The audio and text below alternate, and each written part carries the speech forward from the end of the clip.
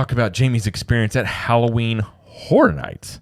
So Jamie went this past Friday.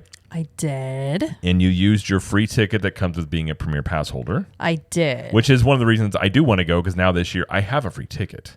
Yeah, because we upgraded when? January or February? It was like this February. year? Yeah, and we're just like, that was one of the big things. We're like, oh, you get a free ticket. Right. And if you're unfamiliar, Premier Pass holders, you get a free Halloween Horror Nights ticket on select nights. So it's basically just in September. Like October, I don't think there's any dates available this year. So you just have to go earlier in the season. Right. So yeah. But with this, there's no express line, and you didn't get an express pass. I did not get an express pass this year. The last 2 years I did. So this was kind of an experiment for me. No express pass. There you go. Okay. So, all right. First, we will talk about everything that you did and the timing and how that worked out, not having express pass, things like that. Then we're going to discuss each of the houses, how you ranked them. And then we'll probably talk about like the scariest, most creative, all that stuff. But okay. So let's break down sort of the timeline of your day here. So when did you get to the hotel, or when did you get to actually Halloween Horror Nights? Well, let me tell you, Jared. Okay. Let me tell you. I'm ready. So yeah, so it was on Friday that we left, and we were going to try to leave St. Augustine around 1:30, 1:45. That was as earliest as we could do it. And we got to our hotel at Dockside about 3:45 with traffic and everything. And that was okay, but I really wanted to get into the Stay and Scream areas at the park. So what, for those that don't know, what is the Stay and Scream area? So Stay and Scream areas are like basically the holding areas that you can go into pre-Halloween Horror Night start. If you're staying on property. No. Well, there's a separate entrance if you're staying on property. So that's a different thing. Okay. No, Stay and Scream areas are if you have an existing ticket, like a day ticket and a Halloween Horror Nights ticket, you can go in there. You can also buy a Stay and Scream ticket that lets you into the park. I think 3:00 is as early as you can get in, but it lets you get into the Stay and Scream areas. It's essentially like an early entry ticket or early entry area, if you will. Gotcha. It's kind of confusing, but so my point was to try to get there by between like 4:30, 4:45 at the very latest, if I could, because there's 3 that are in the park. There's one in New York, there's one in the Simpsons area, and I think there's one at the front of the park, I want to say. But yeah. Oh, no, I'm sorry. There's one in San Francisco as well. So San Francisco, New York, and then the Springfield area. And so I was shooting for the one in New York because one of the 3 houses or 2 houses I want to do were in that area. And I was like, I want to get them done quickly, fast, and get it over with because I knew they would be busy later in the day. So we got to the hotel about 3:45, and I was like, you know what? Let's go ahead and check in. Because by the time we get back, it's going to be late and I'm not going to want to do that. Right. So I was like, let's go ahead and check in. So the check-in took about 20 minutes to get through the whole line. Because check-in there takes for a while, especially at Dockside where there's a lot of rooms. So it took me about 20 minutes, got checked in. We parked the car, got all of our stuff, and then it went straight to the bus. And got on the bus. By the time we got there, got through security, and got into the Stay and Scream area, it was about 4:45. Okay. And I was kind of nervous because I was watching other people go through the whole process with Stay and Scream the last week. I was kind of nervous that they were going to close it because they do close if there's too many people in that area. So we got lucky, and this time they hadn't closed it yet. So we got there, in plenty of time and immediately got into the line for Stranger Things 4. So that was the first thing we wanted to do. So they had you line up in 3 different lines. So you could go into Stranger Things 4. You can go into Dueling Dragons, Choose Thy Fate, or you can go into Exorcist Believer, I think is what it's called. Yeah. So those are the 3 lines you can get into. Stranger Things 4 was the longest line, of course.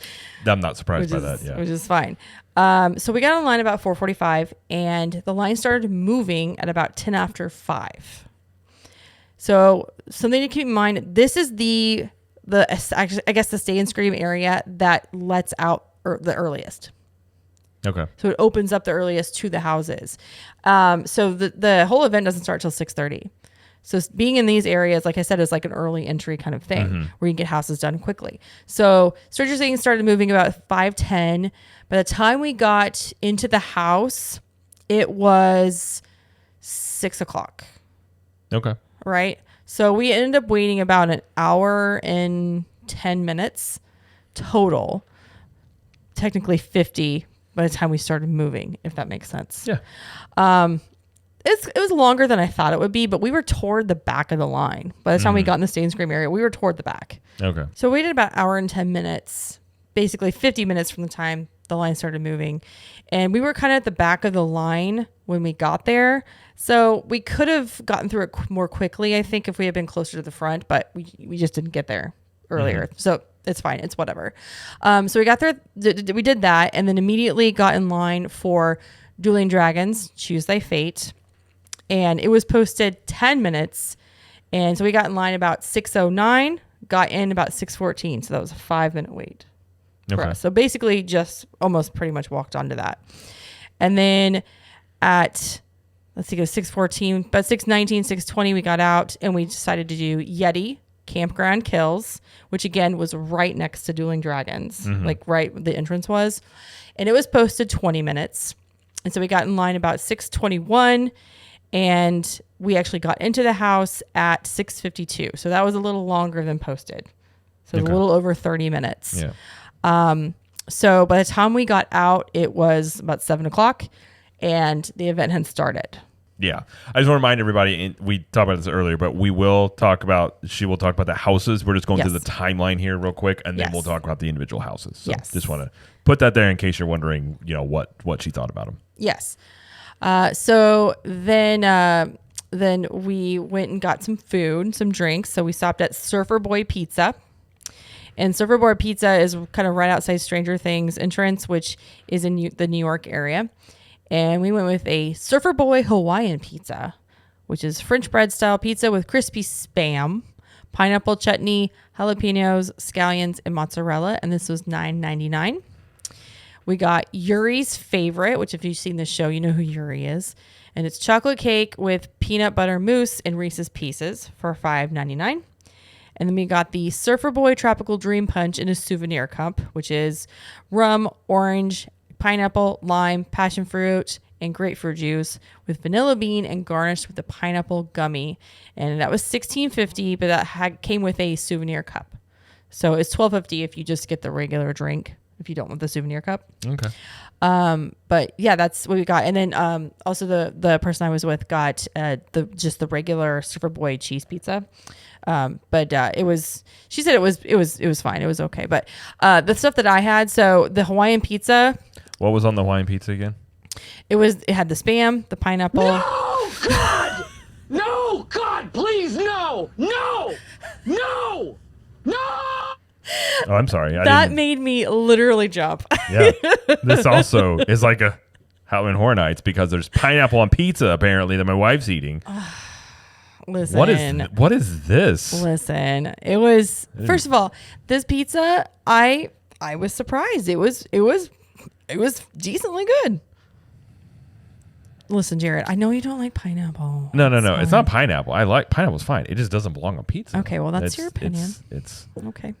I mean, all right. Anyways, that's your opinion. Go on. I'm sorry. I didn't mean to interrupt you. I just wanted to make sure I heard you correctly. Okay. Go on. Decent size for $10. I mean, I don't know. It was a decent size for $10. I don't know if it was worth $10, but it filled me up and it was good. I enjoyed it. So was it just like a slice?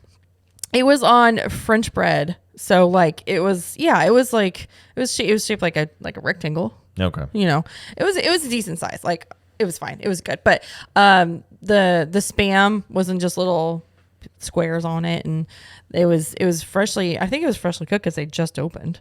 So at least it was fresh. Right. That was good too. Yuri's Favorite, the peanut butter mousse and the Reese's Pieces thing. I could not enjoy this because I can't have peanut butter. Right. I saw that on your list and I was like, well, that can't be something you have. Yes. So. That was what my friend had, and she said it was really good. So okay. She said, I think you would enjoy that, Jared. The Surfer Boy Tropical Dream Punch was basically like Pog juice with rum. If you're familiar with Pog juice at Disney. That's what it was. Okay. And it was like you really couldn't really. I mean, it was in there, but you really couldn't taste the alcohol too much, which is great for me. Was it pre-made? I didn't see them make it. Yeah, it was probably So pre-made. probably. Anything that's pre-made for the most part is going to be pretty weak. Okay, that's in fine with most me. places you go to. And if they mix drinks in front of you, there's a good chance it's a little stronger. But if it's pre-made, it's probably going to be a little light. Okay, But for you, that's not bad because you don't care for that much alcohol anyways. that's true. Yeah. So at this point, we after we got done with our food and stuff, I did a live stream for Club 32 so they could see what I was eating, and I took them through the first scare zone, which was the Vamp 69. That's the hippie one. That one it did look interesting. I saw the live stream with that. Like, it did Yeah. look very interesting. Well, it's like it's just a bunch of like music festival people that look like they have been murdered, walking around or holding brains. It was great. They're just doing hippie things, basically. Stop. But the music they played was very cool because it was all like 60s music. It's supposed to be like Woodstock-ish. Yeah, Right, it was. yeah, Yeah, yeah. it's supposed to be. Yeah, it's basically. So it was pretty cool going through that, and that was the longest one I think because it started where the tribute story is over by Jimmy Fallon over there, like across the way, and it went almost all the way until you get to the water. Oh, okay. So like that whole line right there. So, but anyway, so we went to the scare zone through that, and that was a good one. And then we decided we needed to go to the next house, which was Chucky Ultimate Kill Count. I'll talk about that more later. But it was posted 25, and we got in line at about 7:39. It got in about 8:02, so that was pretty accurate for the time we had waited. And that's in the Fast and the Furious queue. And it's like behind there in the soundstage and everything. But that, so we got through that one fairly quickly. And then we're heading toward Diagon Alley because we wanted to see the Death Eaters. But first we stopped at Peacock's Halloween Horror Bar. And this was in San Francisco and is kind of glowy in there. And they had a little photo thing set up where you take a picture of the sign and everything. And they had a bar, but they also had a very interesting character who has appeared on Saturday Night Live like twice, 2 or 3 times. Is it a recent thing? So the first time was like 2016, and then he did it again maybe like a year ago. Okay, because I don't really watch SNL much anymore. So Okay. like when I saw you clipped a little video of it. Yes. And I don't know who this character is. Okay, but so who is it? So his name is David S. Pumpkins, and he's dressed in a suit of pumpkins. Basically, it's just pumpkins on his suit, and he's like, "I'm David S. Pumpkins. I'm gonna scare you." And he does this thing with his hands. It's a whole shtick. It's Tom Hanks did it, and he did it both times on SNL, and it's like the weirdest, pointless thing ever. I mean, I didn't get it. But it's funny, and like he has like 2 skeletons that dance with him. They weren't there at the bar, but in the skit, there's 2 skeletons that dance next to him, and I forgot one of the guys' names, but the other one is Bobby Moynihan, Oh, which we think is funny. that would be actually But so he was going around just talking to everybody, doing the same thing, like just that's because he doesn't say much in the skit. It's like the same words, right. and it's just it was silly, but it was entertaining. And someone before earlier in the day when we were talking to somebody else, they said that he's not out all the time, so it's possible you won't see him. But we walked up and he was out, and I was like, okay, good. So I wanted to see this guy. Hi. How's it hanging? Good. What's your name? I'm David Pumpkins, And what do you do? and I'm gonna scare the hell out of you. Oh. Now watch this.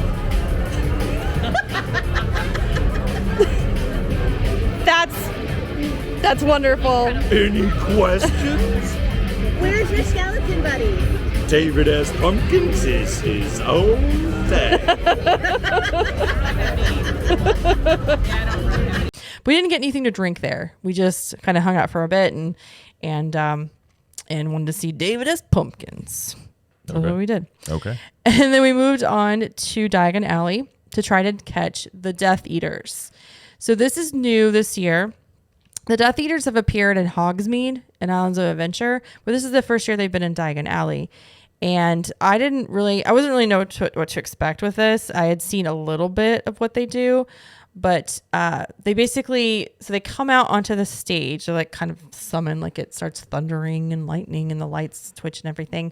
And they come out and they do kind of like I wouldn't say it's like a ritual, but you know how they are in the movies. They're very like groups together. Just having a good time. Just having a great time.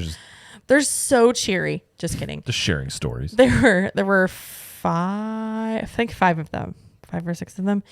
And they come out for a minute on the stage and then they go into the crowd. And their whole thing is they just basically walk around Diagon Alley interacting with guests. Okay. They don't say a word. They've got their death mask on. They've got their hoods up. They're wearing the black robes. So you can't see their faces, but they do interact with everybody, just like looking or it was funny because the friend I was with, I think it was a he, I'm not sure, but took his wand and pointed to her arm and kind of looked at her like, where's your death mark? Oh, Where's your mark? And so that was funny. But we kind of walked around a little bit and watched them. And then they come back after about 15 minutes and kind of point their wands to the sky. And it's all green and everything. And it's kind of a cool interaction. I won't say anything else about it, but it's kind of a very cool thing. And it was busy at Diagon Alley. Busy. So if you're a Harry Potter fan, you would like it. If you're a Harry Potter fan, you would like it. Yes. Okay. Yes. Because again, it's not anything that's like a big deal. But if you love Harry Potter, you would really enjoy this. And it just adds a little something else to the event. Okay. So, and just so you know, they came out at 8:30 when we were there, and they were out of the Diagon Alley area at about 8:48, 8:50. Okay. So I'm guessing they come out every hour and half hour. I'm not sure, but they don't stay out all night. Like if you go at 1 a.m., they will not be there. Well, they got to get some sleep. Yeah, I think they do this until maybe like 11. Being a Death Eater is tiring. I know. I think it's either 11 or 11:30 is as long as they do it. So don't wait. If you want to catch this, don't wait too long. Otherwise, you'll miss them. Okay. So we did the Death Eaters, and then by the time we were done with that, I wanted to find some other type of festival food over in this area, which is in the very back, kind of like Men in Black and the Fear Factor stage and all that stuff. There was really no event food back there. There were some drinks, but there was no food. And I was like, okay. So we didn't do that. We just kind of walked around a little bit and looked at some of the little stands with some of the merchandise for the event. And then we went to go get in line for Nightmare Fuel, which is the show they have this year. They only have one show this year, but it basically tells a story of a girl that has like a nightmare. The nightmare is trying to pull her in, and it's a lot of dancing. It's a lot of pyrotechnics. It's a lot of stunts, acrobatics, stuff like that. It's a very adult show. Okay. It's a very adult show. Meaning? They're dressed very provocative. The music is like on the, I don't know the right word is, on provocative music. I don't know, not sexy music, but like hard rock music. I don't know. Wait, hard rock and provocative music are two different things. Okay, fine. Okay. I mean, I guess right. it could be. Okay. You just mean it's not, I mean, granted, this entire event is an adult oriented thing in general. Sure. So it's not like you probably wouldn't want to bring little kids to this. Oh, there were some very sexy moves Okay. on the stage. At one point, these girls came out with leashes on, As one does.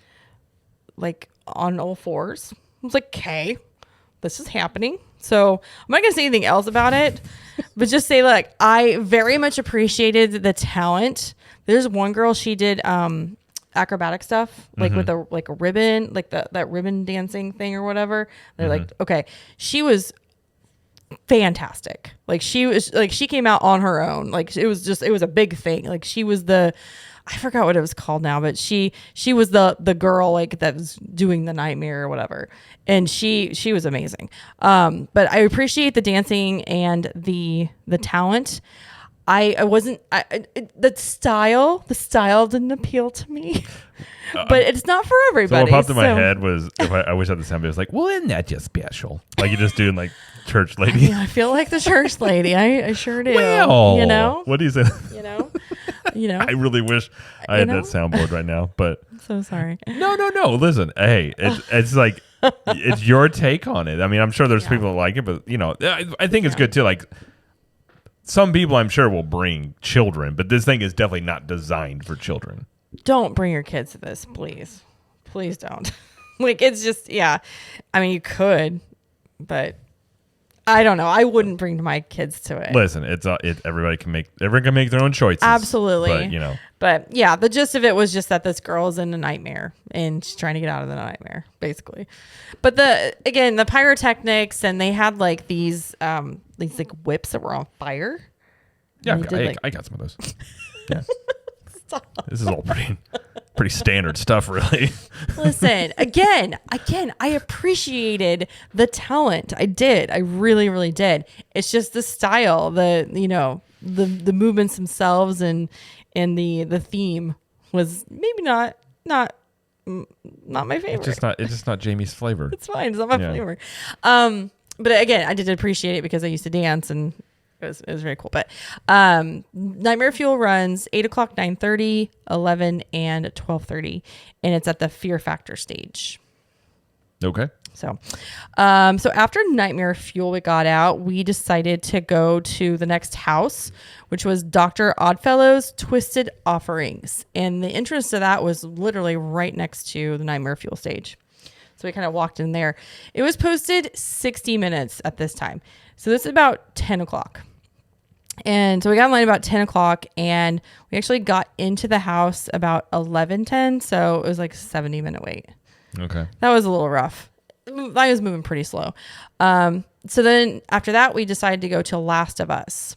And then this is when I had to make a decision here, because right next to Last of Us is The Darkest Deal.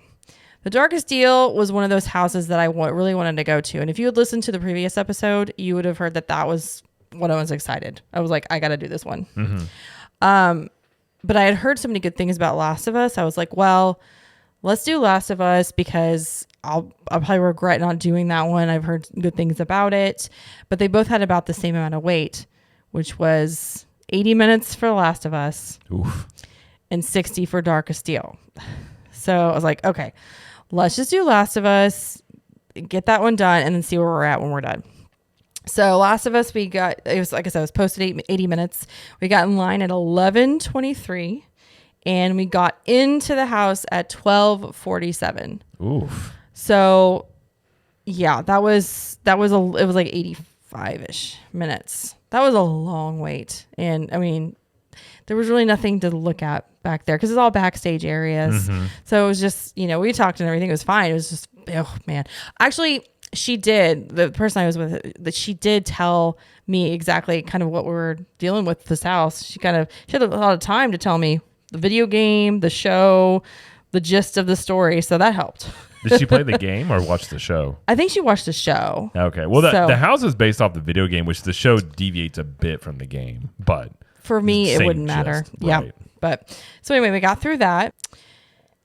And then they let us out right by ET. And right by ET, you can actually go to the next house, which is Universal Monsters. So I was like, okay, I'll just do Universal Monsters unmasked right there. So I went through the ET all the way down and waited about 20 minutes. So I got in line about 1 o'clock, got in about 1:20. And so we did that. And then I needed to go through all the scare zones because we had only gone through one. We did Shipyard 32, which was in San Francisco. We had gone through 2 already.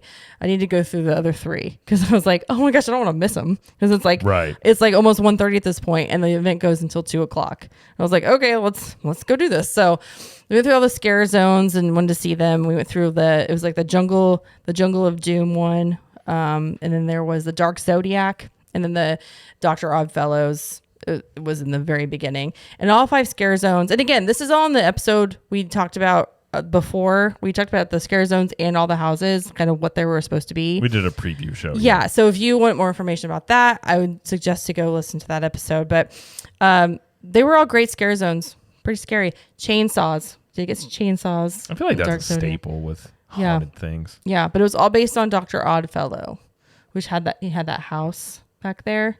But all the scare zones were Dr. Oddfellow themed. They all involved him. Okay. So I was like, I like how they tied that all in. So we got through all of that, and it was about, it was like 10 till 1. And Me I was 10 like, till 2. I'm sorry, 10 till 2. Thank you. And I was like, okay, we can do one more house. I did not want to do Exorcist. I had no desire to do Exorcist. Neither did the friend I was with. And then I wanted to do Dark of Steel, but that was on the other side, and I wouldn't have made it. So we decided to do Blood Moon, Dark Offerings, and that was the one right at the entrance, basically right by Despicable Me. Got in line at 1:53 and just walked on. And so by the time we got out, it was like a little bit after 2. And the event was over. Okay. So we got to the back room about like 3 a.m. Got some food from the Pier 8 Market and the hotel, which stayed open late. And went to bed. And then we actually got up in the morning fairly early, and got back to the park around 9:15 to go through the tribute store. Okay. So we're real tired, but I wanted to do the tribute store before we came home. And if you're watching the video, I'm actually wearing the shirt I got, which is Dueling Dragons. And it has the AP thing. It's an AP shirt. I kind of wanted it. So I got that from the tribute store. But since you're going to go to the event, I'll let you tell about the tribute store in the next episode. Okay. Because it's more like your thing. You'll see what I mean. Okay. I don't know anything about it, so. So comics. Well, Yeah. what's in it? Yeah, it is a comic book theme thing. Yes. So we went to the tribute store and looked at the merchandise and stuff. And that was cool. And then we looked at the Jurassic Park tribute store, and then we came home. So. Okay. Well, that is all the things. Yeah, we that's did. quite the timeline. It's a busy night. And just FYI, started at 6:30, ends at 2. And I think that's the same for every night. I think it's every night's the same. Okay.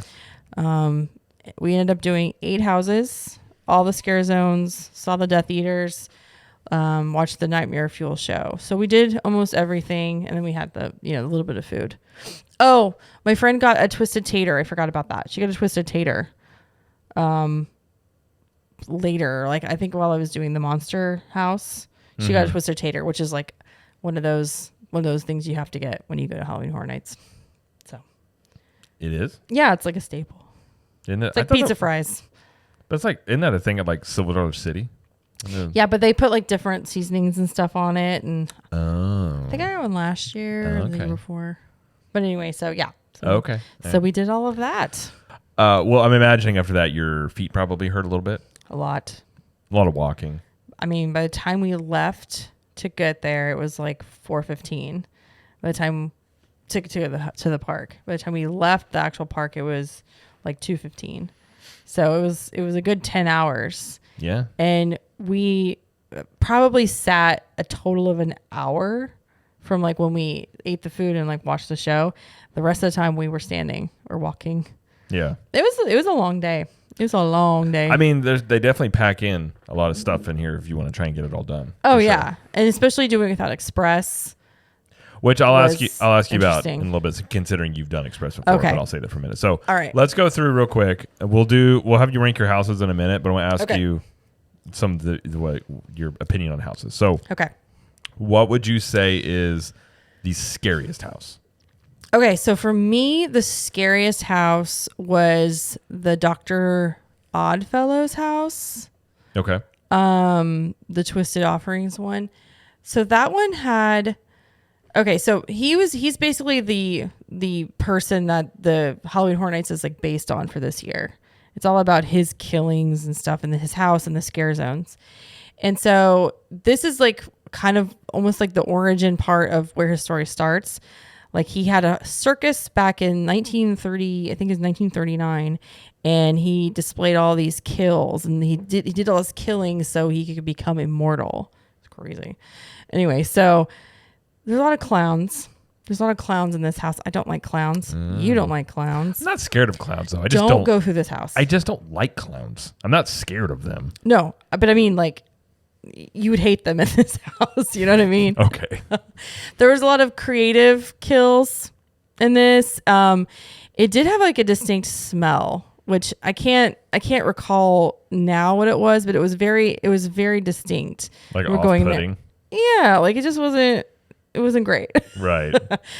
We go through it, but also what was really cool is that the tent, because you know how some of these houses are in those tents in the back. Mm-hmm. It was projected red and yellow stripes, so it looked like a circus tent. Oh, okay. I was like, that's a good touch right there. But this one was the scariest for me because of the type of jump scares. And there was one in particular. It was a scare actor dressed as a lion. And it caught me off guard, and I about peed my pants. Like, cause it just all of a sudden was there, and it looked like a lion. It scared the crap out of me. So that alone was the scary part, but just going through the whole thing and like the sounds of this, and just, you see Dr. Oddfellow in there too, and he's doing his whole spiel and everything. And so that for me was the scariest. Yeah. Okay. All those reasons included. And the fact that since this whole event was based on him and his killings and all that stuff, that kind of like grounded it in it. I was like, okay, this is pretty freaky. Okay. I would suggest, if you're going to do this Halloween Horror Nights this year, go listen to Discover Universal podcast, because they have an anthology series they do on some of the original houses, like this one. And they tell the story about like where this came from and like his background and everything. It's pretty cool. Gotcha. It's pretty cool. So that was the scariest house. Okay. Let's talk about, let's see, what was the one with like the best story to it? The best story was probably Blood Moon Dark Offerings. And this is one of the other original houses they have. And it was basically like a colonial cult.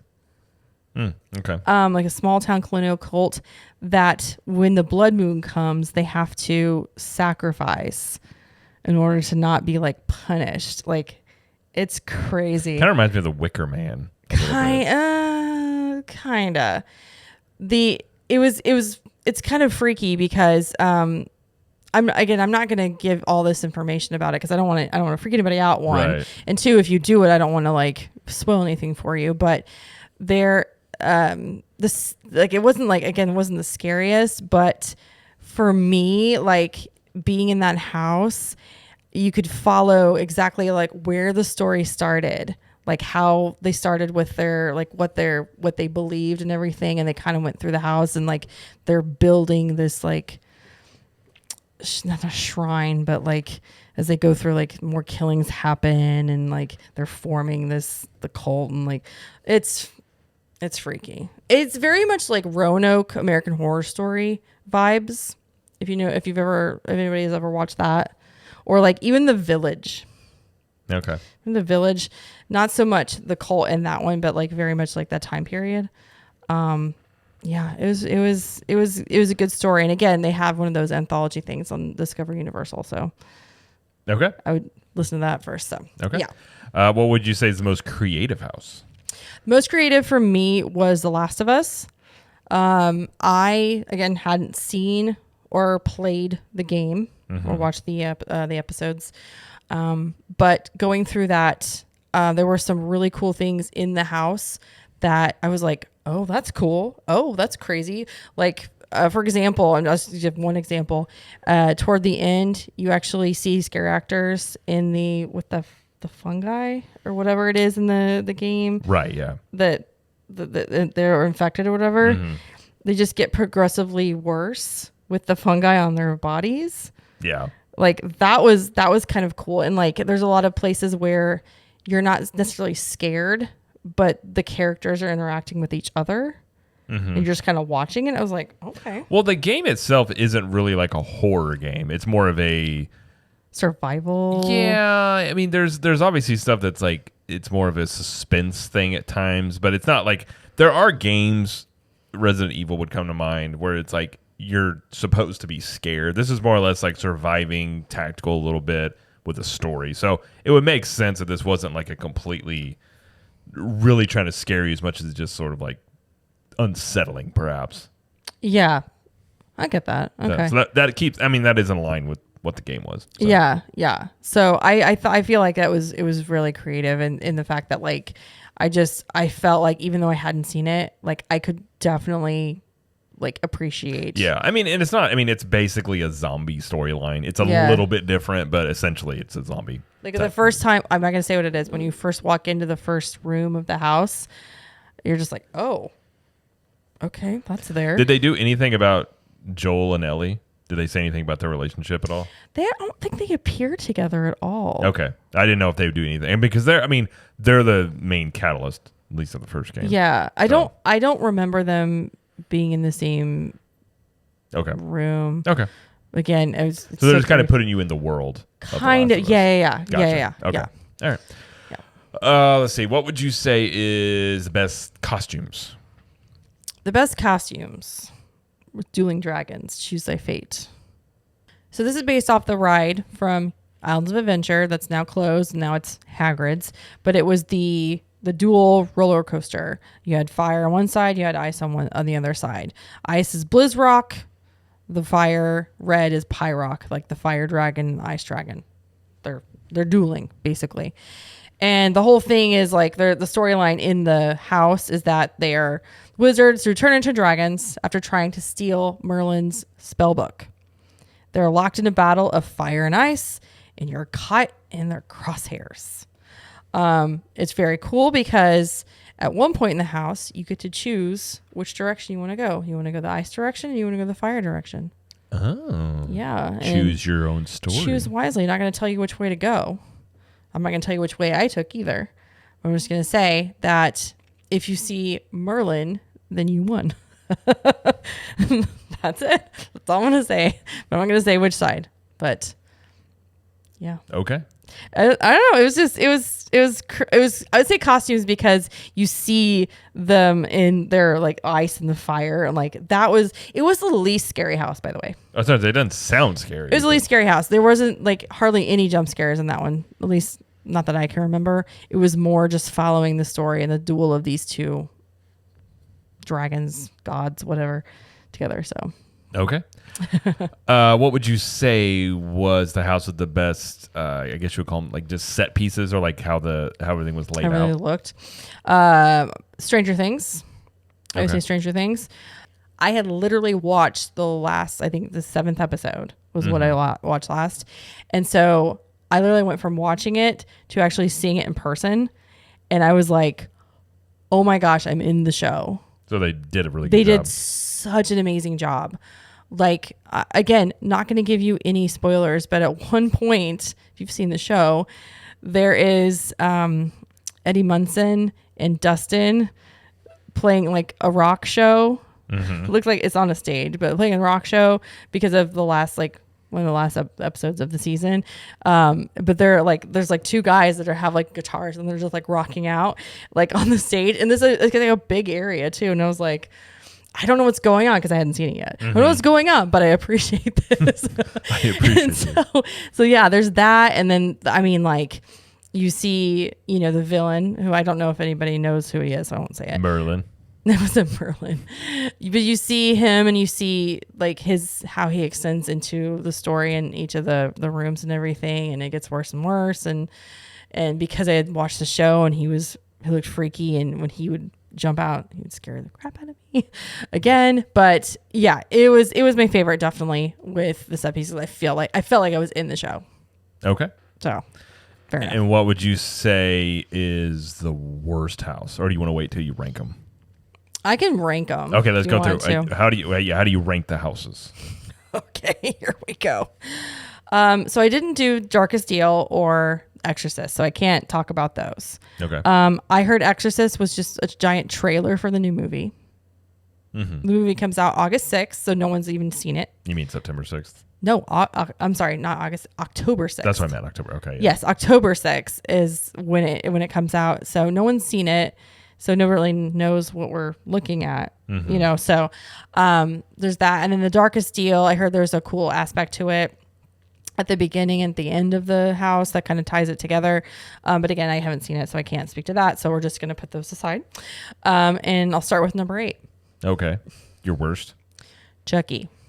Yeah, he's a terrible character in it. I'm sure the movies are garbage, but go on. I hate Chucky.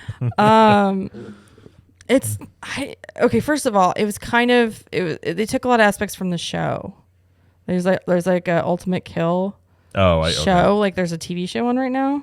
Okay. So they take some of that into there, which I don't watch the show. I don't know what's going on. 2, like you said, a child, bad person. And I didn't like it. He popped out every once in a while, and it was just like, I don't know. It's not a scare actor. It's like a wooden, right. Or It's supposed to be like plastic thing. It's supposed to be like a toy. Right. And so it was just more. It was more funny than it was scary.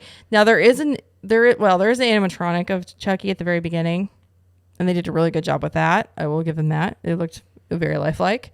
But it's a 2 houses like separated. So the first time you go through is supposed to be like what that Halloween Horror Nights people did for Chucky, and the last half is him taking over and wanting more kills. So he kills more people in the Halloween Horror Nights house. It's like art imitating life kind of thing. Okay, like that's the whole story. But again, I hated it. I'm sorry, I really hated it. Okay. It wasn't like I got out of it and I was like, that was the worst. I've heard from other people saying that one's not their favorite. So yeah.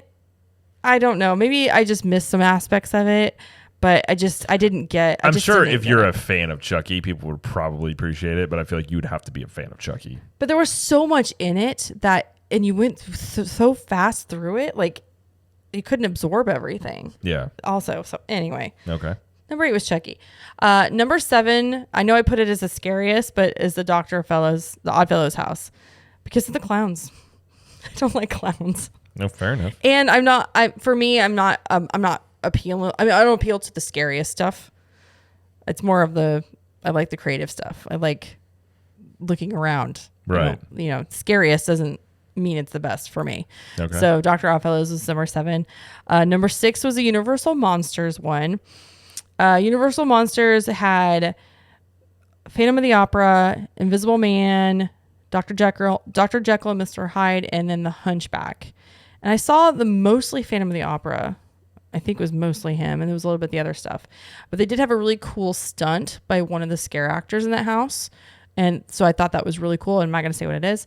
But it was like I'd never seen it before in a haunted house like this. Okay. Or a scare house. So I gave that a number 6. But it was a solid house. It was good. It wasn't in my top 5.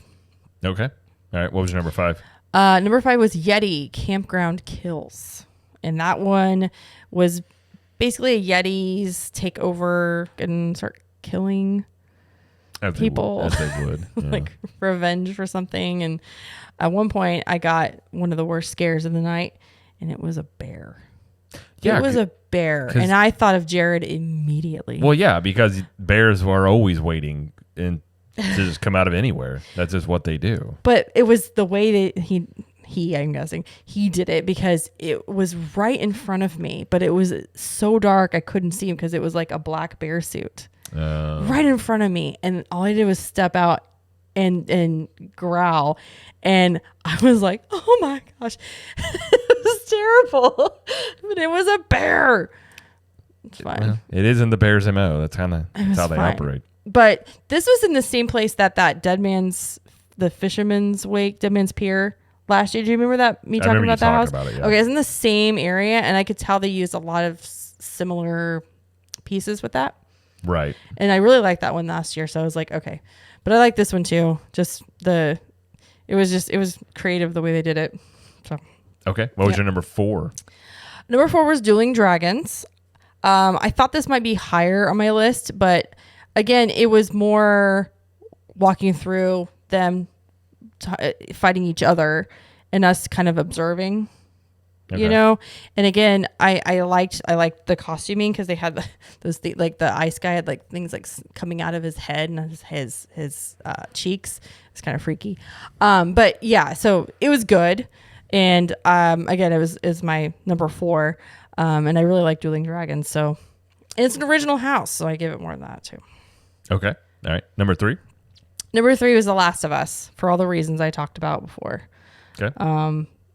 Just a solid house, and there's a reason why it was so busy. It's very Well, popular. it's a popular thing. Yeah. So yeah, that was my number 3. All right. Number 2.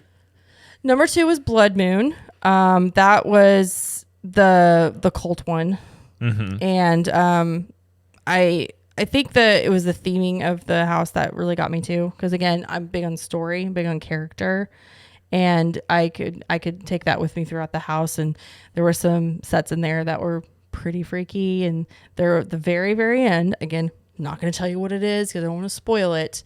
But I was walking through it almost like I was in a nightmare. Like in this last room, I felt like it was in like, this could be my nightmare. Like I'm going to get scared. I know I'm going to get scared. I can see it happening. And it did 4 times. Oh, geez. So that one really, it really got me. It really got me. But the theming, the costuming, there was even somebody at the very top of the house ringing a bell, like a church steeple bell. Like that was the only thing they did. But it was just one aspect of it. I was like, that's cool. That's Ring a the little bell. element to it. Just a little element. Yeah. Yeah. So that was my number 2. Okay. And your number 1, I can imagine. It was Stranger Things. So it's just really well done. It was really well done. Yeah. Like, again, I felt like I was in the show. Okay.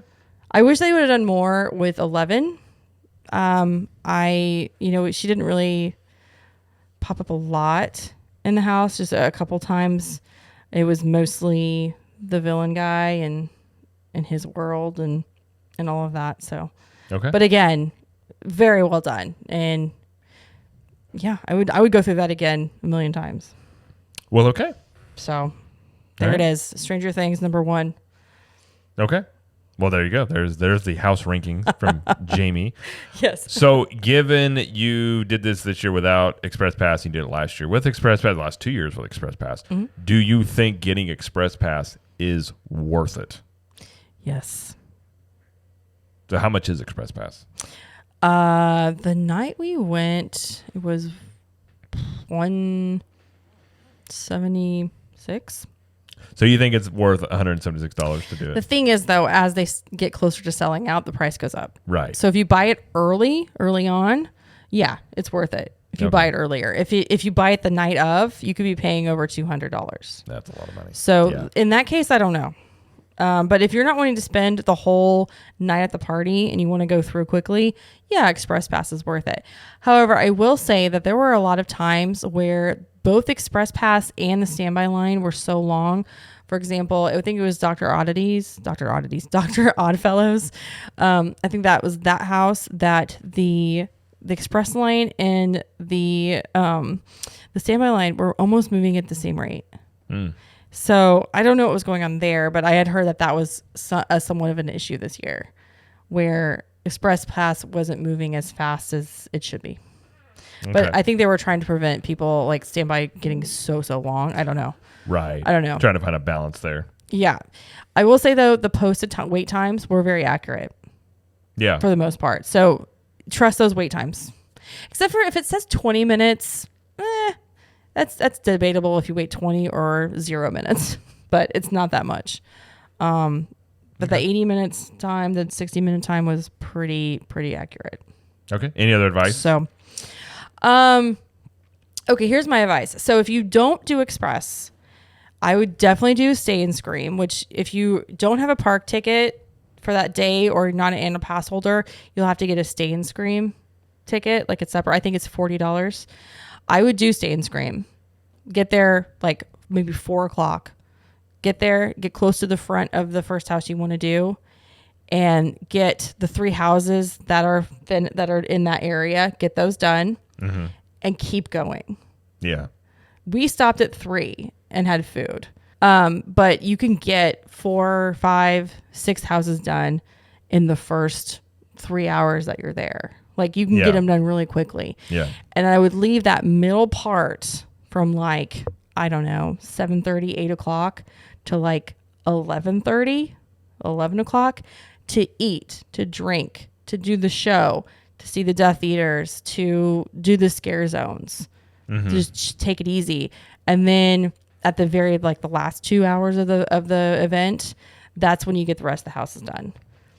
Okay. Because by 1 o'clock, they were all like 20 minutes long. Yeah. And some of them were walk-ons. So, that's what I would do if it were me. Okay. It's pretty good advice. I feel like it is. Yeah.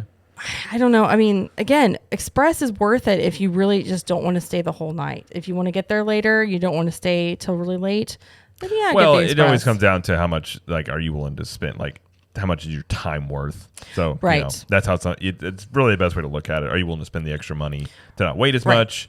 If you're not, then, that comes down to whether it's worth it or not. Because whether it's Right. worth it is just completely, it's just individualistic. It just depends on how you look at it. But, if you want to save time, then Yeah. sure. It just depends on how much you value saving some time. Right. And I hated waiting with The Last of Us line because it moved slow.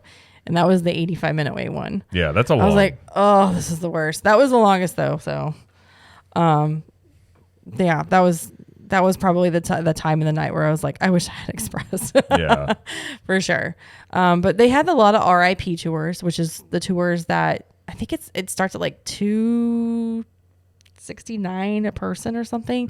You basically have a tour guide that takes you around to the houses and to some of the food and stuff, and you just go to the front of the line. Yeah. You don't even go through Express.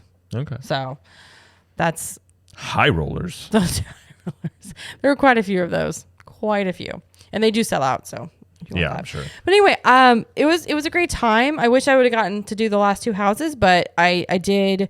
I did most of the ones, almost all the ones except for that one that I wanted to do. And I love the theme this year. I love the houses this year. Some of it was scary, some of it wasn't, but yeah, it was a great time. Okay. It was a great time. Well, I feel like that was a pretty good rundown of your entire evening. I feel like if I say too much more, I'll give away stuff, and I don't want to ruin it for other people. And also, I've been talking a lot, so. Well, I mean, you experienced this, so I yeah. know, but I've been like that was my experience. I mean, I so there felt like I was there. you go. Well, do you? Okay. Kind of a little bit. No. All right. Not Well, maybe really. you will be next week. Perhaps. Time will tell. I think that'll do it for the show. So thank you everybody for listening and or watching, and thank you Jamie for joining us. Thank you. And as Jamie always likes to say, We will see you in the parks. bye.